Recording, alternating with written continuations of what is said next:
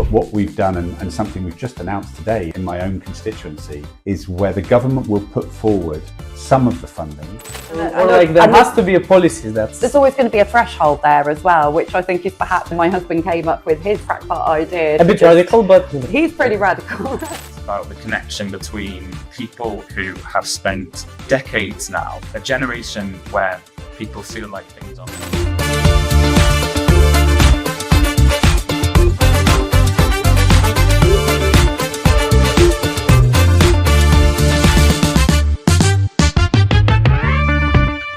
Hello, Perran. It's nice to have you on my podcast.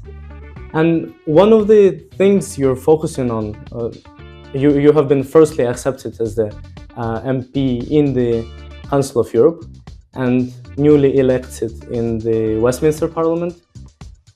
One of the main things you're focusing on in your career is transitioning from fossil fuels. How important do you think that issue is, and how urgent is that to act on it now? So it's absolutely vital. Thank you very much for meeting with me, Vladimir. It's lovely to be here. It's my first time in the Council of Europe in Strasbourg. So I haven't been to Strasbourg before. But in the UK, there is a big focus now on changing from reliance on fossil fuels to renewable energy. And part of that imperative, part of that momentum has sadly come out of with the war in Ukraine, when we saw how effectively Putin used the supply of energy as a tool in his war. So the British government, the new Labour government, has got a core part of its philosophy is around something you'll hear called energy security. In other words, we're not relying on resources for our economy from dictators like Putin. We're able to produce it more domestically. And we want to do that in a way that's as environmentally friendly as we possibly can. And because the United Kingdom is just one big island, really, we're surrounded by lots of wind and sea. And so the opportunities for renewable energy through offshore wind and tidal and solar is very great. In my particular constituency, I've also got opportunities for critical minerals. So they're the minerals that we need to use every single electrical device, like tin and lithium. So everyone's phones, there's every single electrical device we have that uses tin. And lithium is a key element of electric batteries. And so we're fortunate in Cornwall that we have huge deposits of very high quality tin and lithium. And so we're looking to make sure that we're opening up the old mines, because a lot of these mines closed down, that we're reinvesting in these mines for tin and lithium to make sure we've got the resources we need for our transition away from fossil fuels, but also we're able to help other European countries move away as well, because our deposits are so fast. Now, the biggest problem with transitioning, as far as I'm concerned, is the cost of changing so quickly. And on the example of Germany, for example, and you're free to correct me whenever I'm wrong, because you have more expertise on this issue than me. But what we have seen with Germany trying to transition very fast is that their economy was saying no to that. And is that going to be as big of a cost for normal citizens? Not for normal citizens. The government is putting investment in to build the infrastructure that we need. But what we've done, and something we've just announced today in my own constituency, is where the government will put forward some of the funding. But what that does is that it gives confidence to private companies, to private investors, to invest as well. So the government will put up maybe half the money, but only on condition that private capital, that private money can be found to make up the rest of it. So it's this public-private partnership that's really key. It won't just be government just spending money, because government's money is taxpayers' money. So government will use the money very carefully to almost like it's like it's a rubber stamp. It's an endorsement that these particular projects are going to be core to the government's renewable energy strategy, and therefore it'll invest a little bit of money that effectively says this project is of strategic importance to the economy, and that gives confidence to investors, private investors, to then come in and support it as well.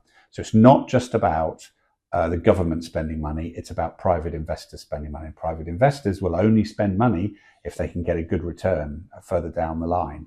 But they can see where the direction of travel is going. And in the UK, we are going aggressively towards a renewable energy future where we are not reliant on fossil fuels. Our economy we're in quite a strong position because there's already quite a large proportion of our energy use is already renewable energy, but we will also be investing in nuclear. We'll be investing in onshore wind, offshore wind, geothermal, tidal. So because Cornwall is built on granite, we have unusual deposits of tin and lithium and heat. It's very hot. So we will access that heat to generate more electricity and potentially to use it to kind of heat our hospitals and our schools in that way as well. I think when done correctly, it can unlock a big potential and a lot of jobs, which will also compensate to a certain extent the economic disadvantages that may be caused by this energy transition. But the main reason you have outlined for transitioning is not relying on other countries to sell us. When I say us, it's you guys, because I'm from Ukraine. Yes. I cannot name myself British. Yeah. But not reliance on other countries such as Putin. And obviously, Putin will use all sorts of strategies, selling it to India, then selling it further, and then we'll buy it at inflated prices. So yes, it is important, but many people also outline that fossil fuels is not a good energy to use. Do you also think that? Yes. So there's three main benefits of transitioning away from fossil fuels. One is that we get energy security because we're in control of our own energy sources.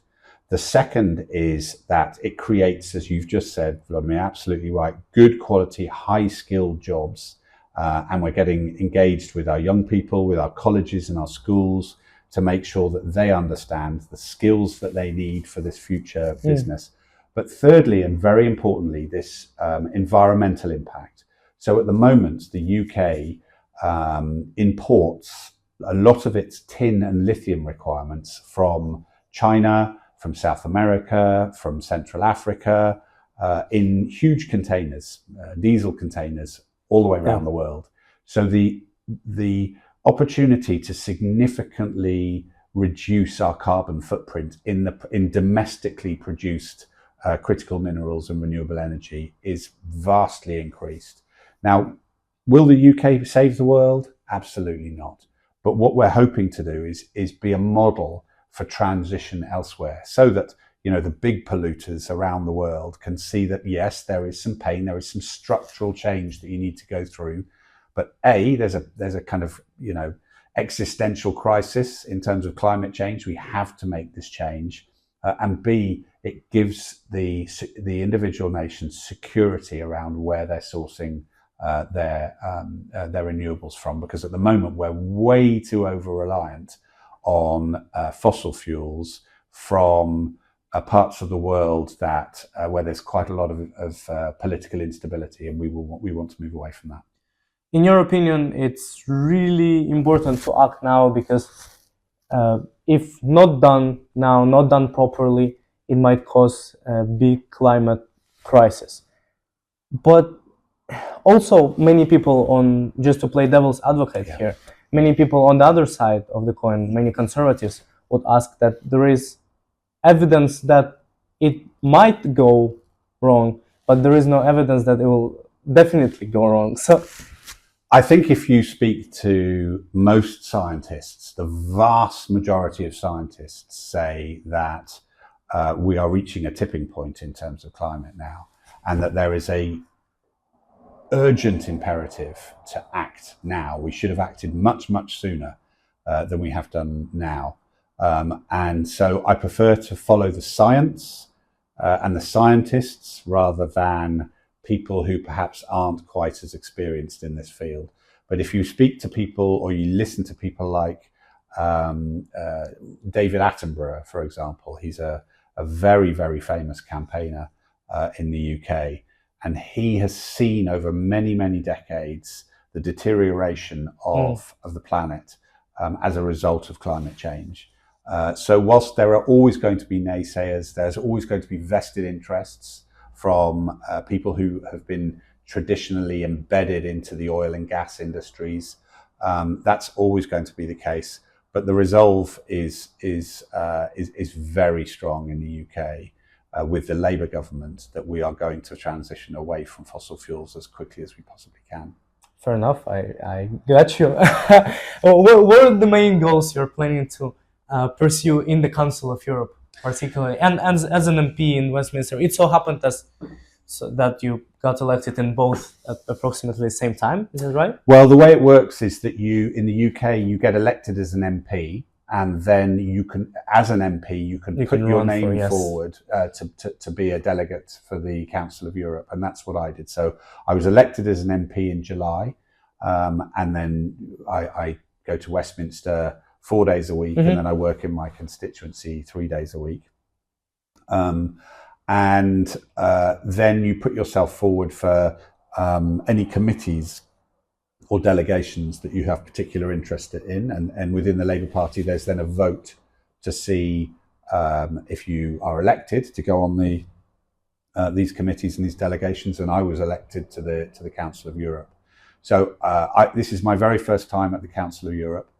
I'm finding it absolutely fascinating. Did you get everything right? Did you get the structure? Because structure is nobody gets the structure first time they go. No, this is very much for me a learning process, and well, it's all a learning process. And my view is that, if you're not learning in life, then you might as well sit in a corner and turn off the lights, because everybody, no matter how old you are, must keep learning. And this is such a strong learning curve for me. So for my first Council of Europe meetings, I just want to listen and watch, understand the process. I voted for the first time today. What was the vote for? It was for the judges, so to identify some judges for some 3 European just to be clear, 28th of January is the day we're making the podcast. Oh, okay. Because it can so yes, it can be released a little bit later, but yes, but so it was my first vote today. And then we've been having lots of discussions, very interesting discussions with, for example, a delegation from Georgia, who are deeply concerned about the election that was undertaken recently in Georgia, and I agree with their view that it was a highly rigged election, and we're very, very worried about it.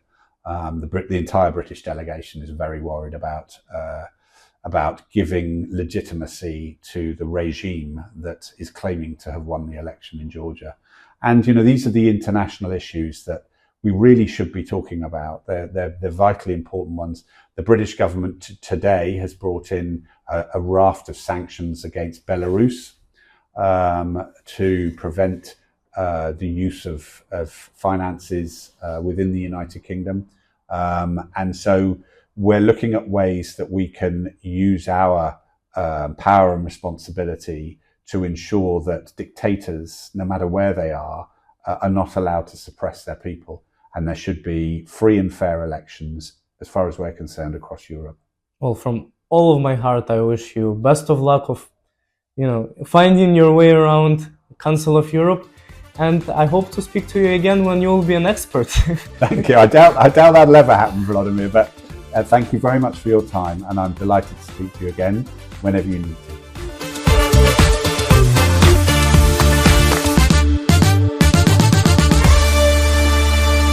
Hello, Kat. It's very nice to have you on my podcast. As a part of plenty of podcasts I'm doing in the Council of Europe. And you're a part of newly elected part of the British delegation here. Mm-hmm. What are the main things you're seeking to achieve or to pursue in Council of Europe? Well, first of all, thank you for having me. It's lovely to chat with you. Yeah, I'm a brand new Labour MP for Stourbridge. It's in the West Midlands in England.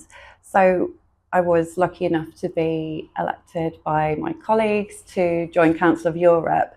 And I really saw this as an opportunity to make sure that Britain's voice is being heard in Europe in some way. Obviously, we've had Brexit.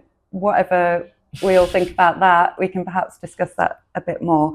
But I think it's really important that we're occupying these spaces and getting involved in these discussions, because I think, especially in the uncertain times that we're going into with the Trump election, obviously the global conflicts that are going on as well. That with Nigel Farage, party of Nigel Farage rising. My goodness, I think more than ever we need unity in the continent, and that's crucial that we're here and occupying these spaces, as I said. Makes sense. Do you think Labour has that, and particularly Keir Starmer, as he is the leader, has that unity vibe, has that opportunity for uniting people? Because on many issues, it seems like Conservative and Labour government are so torn far apart that some of the people will never vote for another party or other than the one they support. Yeah, I mean, we saw a lot of switch voters in this election. I think we'd had 14. For Labour. Yeah, and we'd had 14 years of Conservative. So Labour were advertising change in big capital letters. So people thought, hey, all right, we'll give you a chance. No, there is some change in policies, though. I'm glad you can see that, Vladimir, because what our problem is, I think, because we pushed the change message so hard and people are so frustrated and exhausted by the last 14 years of the cuts and austerity, that they're expecting to see a sudden change. And I think people really need to be patient. And as you said, we are changing things, and hopefully people will start to see those changes coming through sooner rather than later. And in terms of Starmer bringing people together, I definitely think that having a calm, sensible, not very exciting character in charge is really key. I think we've had far too much personality politics with like Boris Johnson, Trump, as I just mentioned, Farage. These really exaggerated characters in politics, I think, are not helpful for anybody. No, Conservative Party leadership is something that's definitely been under question. Maybe one of the big reasons why they lost this election is because over these years they have been changing their leadership so much, and it's just not it's not possible to achieve any result if you give a person like 1 year or two. Absolutely. So I mean, what was it? They had about 4 chancellors in a year. Yeah. Several prime ministers. It just became a bit of a standing joke in the Liz Truss. Yeah. Don't. We're still feeling the effects of that, and I'm glad you said that, actually, because something that's been levelled at Labour right now is that our economic policies are affecting the markets. Well, actually, I think people need to remember that the markets are still responding to things that happened, 18 months, 2 years ago, which obviously would have been the Liz Truss crushing our economy. So there's a lot we've got to clear up, and I'm glad we started that work.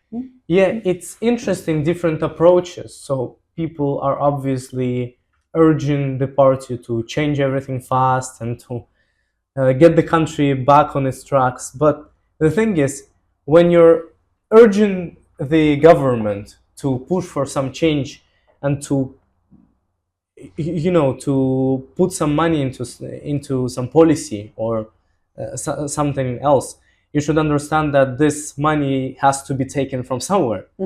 And okay, Labour government, it seems like, has chosen the source of this money from taxes or from tuition fees in the university, which, I mean, people have to, in my opinion, people have to choose whether they will like to fund in some way or not.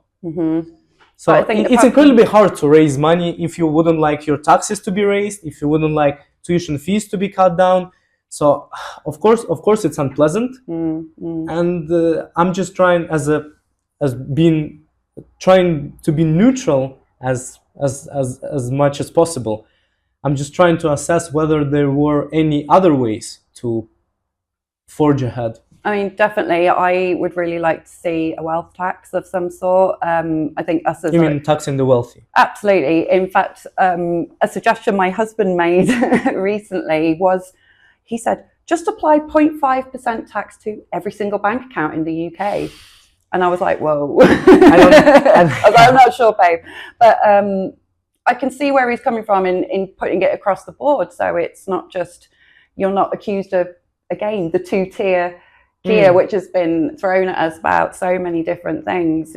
I think you've got to be careful about not just targeting one group of people or another group of people. So while we have managed to not tax working people, although some would argue that we have by increasing national insurance contributions on employers and potential knock-on effect of that, I would like to see more being done to target the big corporations that aren't paying tax in our country, you know, the Amazons, Starbucks of this world, things like that. And also those super wealthy who are also hoarding money offshore and not paying their fair share in the UK. I would like to see that change. And I'm frankly surprised that as a Labour Party, we're not doing more on that. But I think there's been a lot of pushback from me and my colleagues across all sides of the party. So perhaps the front bench will be thinking about that in the not too distant future. No, I think it's incredibly hard to act on that now, as a lot of billionaires, a lot of millionaires are already leaving the UK. And let's face it, taxes are pretty high. But it's definitely very hard to find a way to tax them and not make them leave, therefore.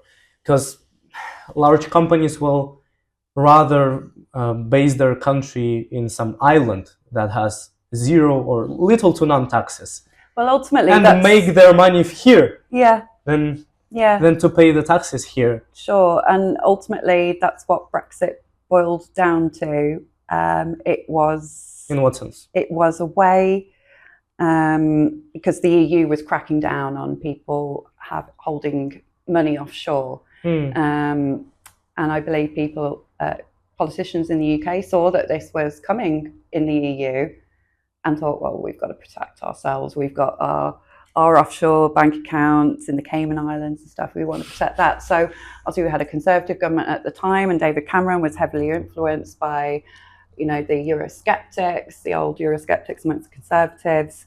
And I believe that was the sole driver for the Brexit vote, because David Cameron wanted to remain popular within the Conservative Party, and people wanted to protect their wealth as well. So while there may be many, many reasons presented as to why we had a vote on the EU, I believe that was the driver behind it. But obviously we had other issues brought into the mix to get the general public on board. So it's incredibly hard question though, but how would you like the wealthy to be taxed? Are there any specific tax ways that you're looking into? I mean, I'm not an economist myself, but I do feel when you've got someone who, I don't know, for example, has a billion pounds, if you're taking, you know, 0.5% or 1% of that, they're not going to even notice. But you have to take it under some premise. Yeah. Or like there has to be a policy that's... There's always going to be a threshold there as well, which I think is perhaps where my husband came up with his crackpot idea. A bit radical, but... He's pretty radical. I mean, I'm pretty on the left, but I think he goes a little bit further than me. But I thought it was an interesting proposal that would prevent that threshold thing happening, which, you know, as we've seen with other policies that we've taken forward that have been unpopular, particularly the winter fuel, 2-child benefit cap, there's always a threshold where someone's going to lose out, or someone that perhaps should get a benefit doesn't get it, or someone that should be paying more isn't paying more.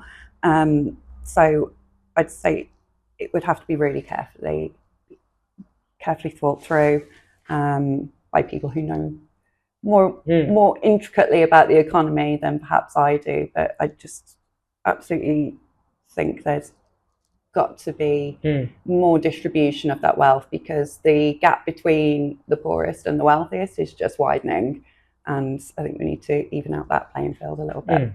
And also, don't you think that those people that earn the most, you mentioned Amazon, They're the largest, almost the largest contributors to the society as a whole. If we would have not had Amazon, it would have been quite hard for us to get the products, and we can't really imagine our life without Amazon. It's the same with big, large corporations that make their money, but at the same time, they might be actually contributing to the society more than they take away. Yeah. So if they leave, if they redirect their companies to other countries or just leave the country, it would be a massive detriment to the economy. This is my view as a Ukrainian, but Yeah, I mean, I can absolutely see where you're coming from.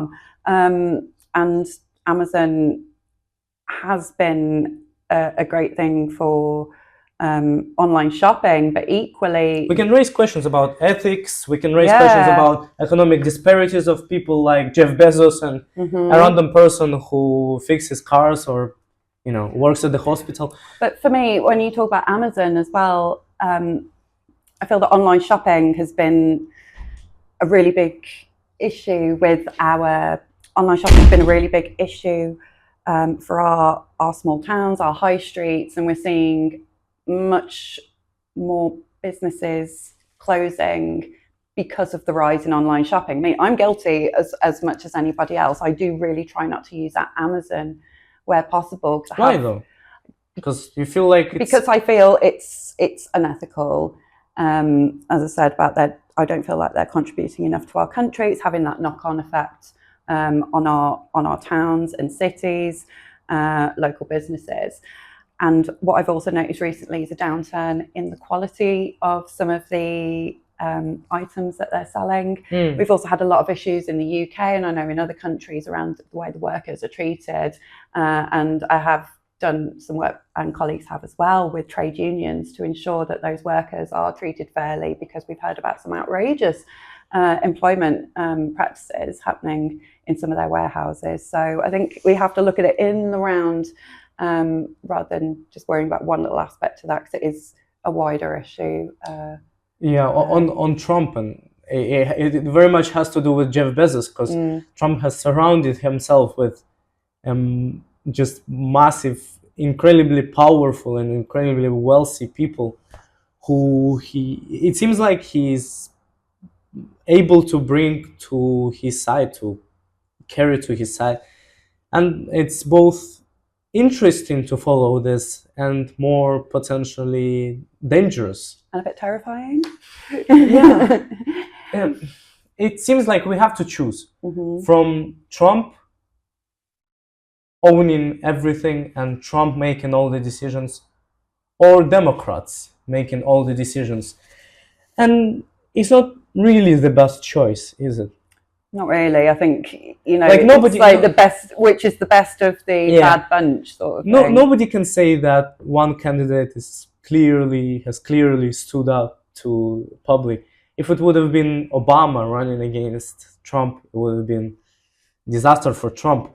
But we don't have... You never know what might happen in 2028. Hey? Yeah, we don't have a candidate like Obama. And it seems like as the left has been on the decline, well, here's something interesting. A lot of people are moving to the right. We know that Trump is trying to change the constitution so that he could stand for a third term. Is he? But that would mean that also Obama could stand. That would be fun. It would be fun. That would be really fun. So hey, let's hope that he does try and change that. Interesting, yeah, interesting. I've never heard that he is trying. Although I heard in media that this might be the possibility. There's so many things might that be are something coming out right now, isn't there? Go for. Well, obviously, I think he would want to try and stay in power as long as possible. How old is he now? 78? 78, I think it's pretty crazy. If not 79. America have such old politicians, don't they? I think I do look and think, oh my gosh, what? Retire, have a rest, let someone younger in Ukraine, have a go. In Ukraine, we wanted the youngest politician possible. We had Poroshenko, you know Poroshenko? Yeah. We had Poroshenko, and people thought that, okay, enough of that. We chose Zelensky, then happened what happened. COVID, war, a lot of unfortunate circumstances that also brought not only our country to the worse situation than it was before, but also the whole of Europe, Mm-hmm. as Europe is now has to cut out trading with Russia, impose economic sanctions. So yeah, I think it's a terrifying situation we're in now. It is, because I think, again, we're coming back to that word of unity, where even within Europe, we're still, trying to get everyone on board that we need to support, Ukraine, we need to support Belarus, we need to support Georgia. And we're not sure whether everybody wants to get on board with us anymore. Yeah, and that's the worry, we are seeing an increase in support for Russia. I know Trump has historically been quite good friends with Russia, and so historically Trump has been the first president to give us lethal weapons. I think that's what it's called. Yeah. So something like HIMARS is what Trump was the first president to give us, not Obama, who was there during Donbass, who was there during Crimea. Trump was the first one. But then, of course, Trump hasn't got, although he has now said that if Putin, if you don't end the war, you will face with plenty of more sanctions. But yes, Trump hasn't got that appearance of FU Putin. He's not making those noises right now. I mean, yeah, but I wonder at which stage is this war? At which stage has this war reached, and whether we should go more to the negotiation part rather than fighting Russia, because it seems like, unfortunately, NATO countries and the US are not trying to help us win in this case. Or maybe they are not able to help us win at the current circumstances. Maybe we're asking for much more than they are capable of delivering, but it seems like with NATO not able or willing to help us win, and with our country suffering so much economically, businesses has been killed, a lot of prices has been driven up.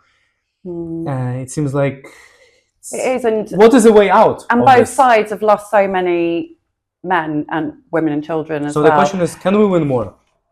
I think Ukraine can win, but I think, like you say, there needs to be a concerted effort at negotiation rather than just keep shooting at each other and killing soldiers, because as we've seen, Russia are already importing soldiers from prisons, from North Korea, from wherever they can get. Nobody is reacting to that, but it's actually quite significant. It's insane. Another country. Yeah, another being country. In this war and another dictatorship. And nobody cares in Europe. As well. We do. I mean, people care. People care. But I think, there's not enough noise being made about it. Like, oh my gosh, what these poor people who have no idea, who've never left North Korea, who would never have the opportunity to leave North Korea, and then their leader just says, off you go, lambs to the slaughter.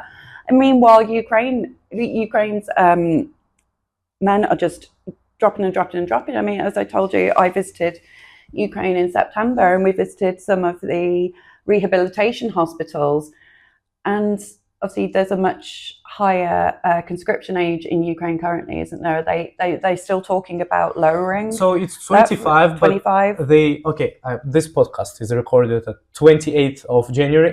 Anything might change when it's out, but at the point of now, the conscription age is 25. Yeah. And Ukraine is talking about conscripting women, which would not mean they will have to fight with firearms, but it would mean that they will have to drive a drone or something like that, or help or deliver some services. Yeah, which is quite sad, because then it is who has to stay with children, who has to take care of basic home or anything, and as men are dying, how is the society supposed to function without any men?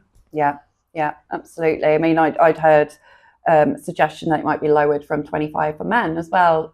To 23, yeah? Yeah, but then that's taken away the opportunities of young men in Ukraine to, have education or gain a career that will help them beyond this war when we do have victory. Because I believe we will have victory in Ukraine. Everybody hopes so. I do hope so. That's what we all want to see happen, and defeat Putin in his efforts across the Balkans. I think it is a really concerning time. And, while I've been here as well, we've met with Georgian opposition members, Lithuanians, people across that area who are all concerned about the influence that Russia and Putin are having. And also that we're seeing that coming through in some of our own countries as well. I've seen some pro-Russian content coming through in Britain. I think that's more based on culture. So I think it just shows how far that propaganda machine has reached, which is really worrying. It's both, in my opinion, it's both, yes, propaganda, and people on social media think they're entitled to say whatever they want, and think they're entitled to say that, well, you're a certain identity or you're a certain race, and it's all black and white, you should be disregarded in the society. Of course, it's social media, but yeah, I think there is a much larger problem rather than propaganda going on. It's the divide in the society when the social media has exacerbated our views of how we should function, to the point that me as very young man, when I speak to other young women, I will feel totally disenfranchised from their way of speaking, and they will most likely feel like I don't understand anything. And it's weird because these genders are supposed to function together. I think it has changed the way we interact as people. I think social media has been really a big part of it. Definitely, and I'm quite grateful actually of my age. I look a lot younger than I am. I'll just say that now. But I grew up without a mobile phone, without the internet until about the age of 16, 17. I'm so glad that I had the opportunity, because I just see how it is affecting young people's ability to communicate. And then obviously, as you mentioned, we had COVID, and we've got a whole load of young people who still don't really know how to communicate with people because they were stuck at home for however many months or years during that time, and not going, especially if they were incredibly young. It has affected. It has had a big impact on the social fabric of young people in particular. And again, add into that mix social media, phones, TikTok, all this rubbish, and you've just got people just living through all this rubbish we're posting this podcast. Hey guys, put your phones down.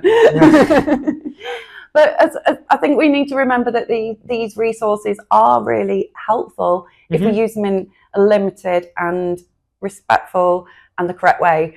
And I think there are noises happening, especially here. There are discussions happening at Council of Europe around freedom of expression on social media and how platforms manage misinformation, hatred, things like that, and how we balance that against everyone. It's really hard to balance. Really difficult, because there are some extreme views across that board. My own view, yes, freedom of speech doesn't mean that you're immune to the consequences of your freedom of speech. It depends on where is the limit for you.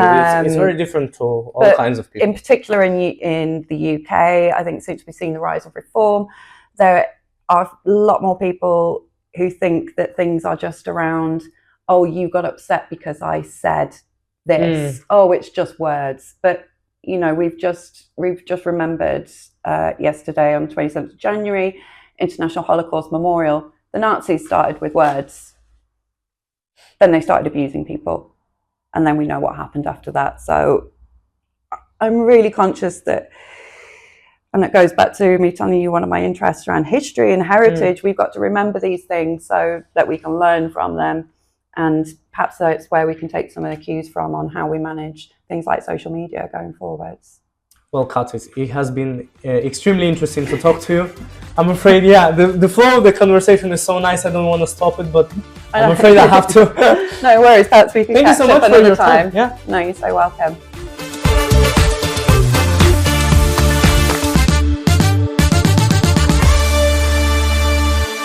Dan, it's very nice to have you on my podcast. Thanks for having me. We have had a small little chat before starting the whole thing. It's your first arrival at Council of Europe. first arrival at Council of Europe, first time being a member of Parliament, first time really being in politics. So I'd never been elected before, never wanted to be in frontline politics before. But you had to. I had to. I felt that there was, I've always wanted to work for an issue that I cared about, or a person that I believed in, and I found issues really easy. I can find issues to care about. Finding people to care that I wanted to back or wanted to support was more difficult. And then a friend of mine was like, well, Dan, maybe you just want to push, you want to be fighting your cause. Yeah. You want to be the person. And that was a big shift. I had to change from thinking, no, I'm not good enough, because that is how I felt for a long time, to, okay, well, maybe I do have to. And a lot of people helped me to realize that. And actually, the town that I represent, the town that I love, really deserved better, I believed, than what the previous MP was able to offer. The previous MP wasn't horrible. He wasn't a bad person. He just had different priorities. I felt like the people of my town needed somebody who really understood the issues, the social inequality, the fact that we have areas of deprivation, but also we've got we deserve more, we deserve better, and somebody who wanted to be connected to people, because that was missing. The connection between the Member of Parliament and the people was missing. Now I'm here, it is quite difficult to make that happen, but I'm continuing it. You're meeting with school, meeting with families, with community representatives, so continually meeting with people, being on the phone, recruiting a team of people who are helping people where they have problems. And I think bit by bit, we're building back that trust. And we were talking about that this lost. It's really important for the party that has now come to power, especially as Labour. For the first time in 20 years. Yeah, that's a long time, yeah. Is now back in power. So it's really important for the party and for its representatives to build that trust back. What are the ways you're looking to do that? So I always think there are things outside of your control, lots of things, global politics, national politics in many ways, and you can I can have an influence, but it's a very small influence, and I can't control those necessarily. I can contribute that a little bit. Yeah, I could spend a lot of my time worrying about and concerned about things I have very little ability to impact. I want to make sure that I control the controllables in my sphere of influence, which is my town. It's how I make sure that I promote the name Weston-super-Mare to people who have power. So making sure that I speak to ministers and say, well, Weston-super-Mare has this, has that. People often used to say, oh, Weston's a bit tired, I used to go now on holiday, I haven't been for ages. And I want to challenge that narrative and challenge that story. But also it's about the connection between people who have spent decades now, a generation where people feel like things are getting better. They have become, we have a situation where they probably feel like they've written to an MP, or when they've engaged with the democratic process, it hasn't delivered. And I think that comes down to really poor communication. And there is a difference between how I want to be an MP and how I hope I am being one, and how my predecessor was one. It's not that his was necessarily wrong, although I would say that mine is better. It is about a different vision, and it's about creating that connection between communities and trying to create a more positive vision. And also, members of Parliament have to adapt to the challenges of the time. There's an old school idea about what a member of Parliament should be, which was sitting above, strategic, not getting involved in stuff in the community, but staying strategic.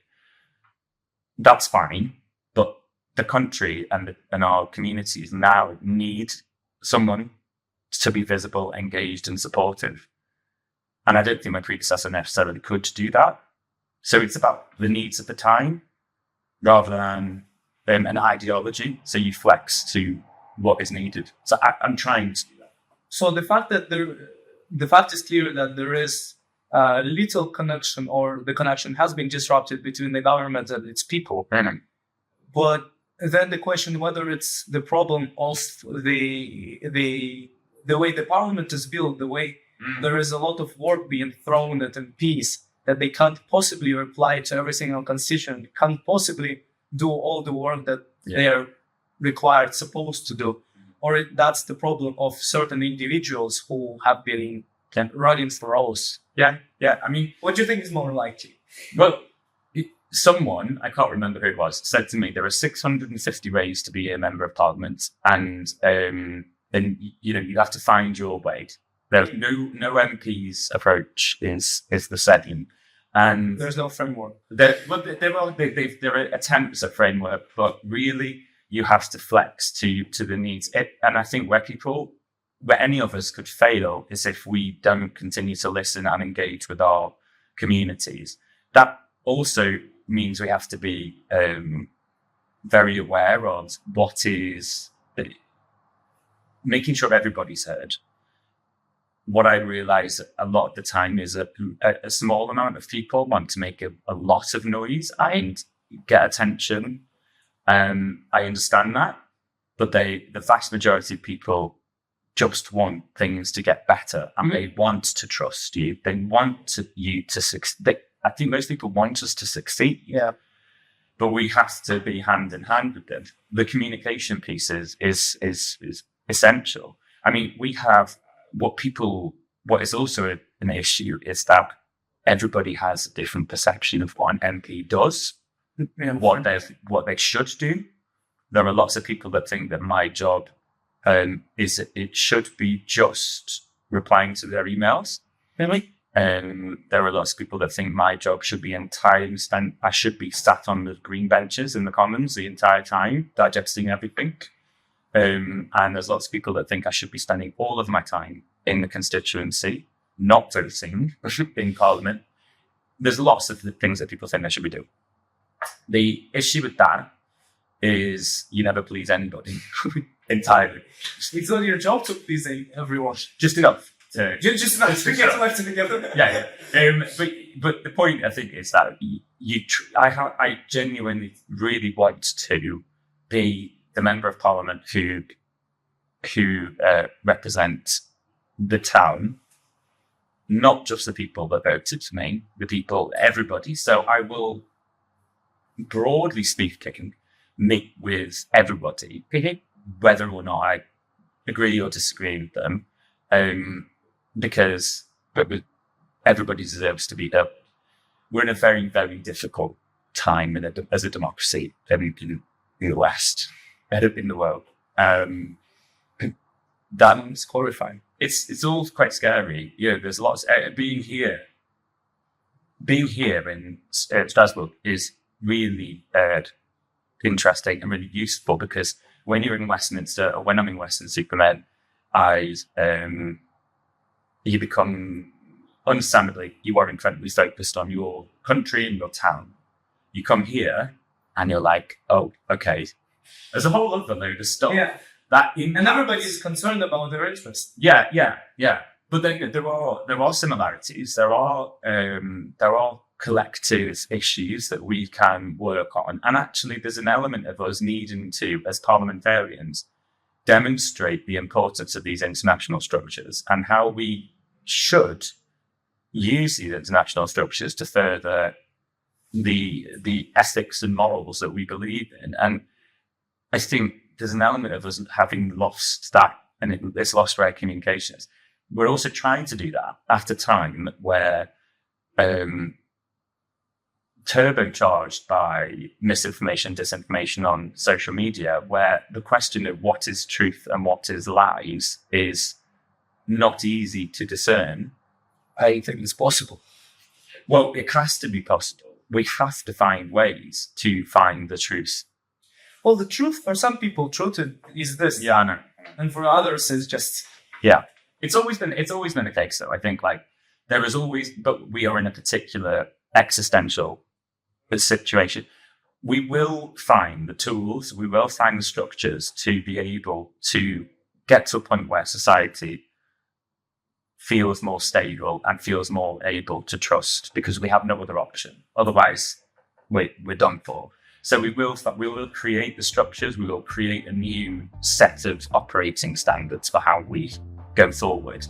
We're in a very messy time. Yeah, I think it's quite an optimistic message to end our discussion on. Thank you so much. Thanks. It has been lovely. Hey.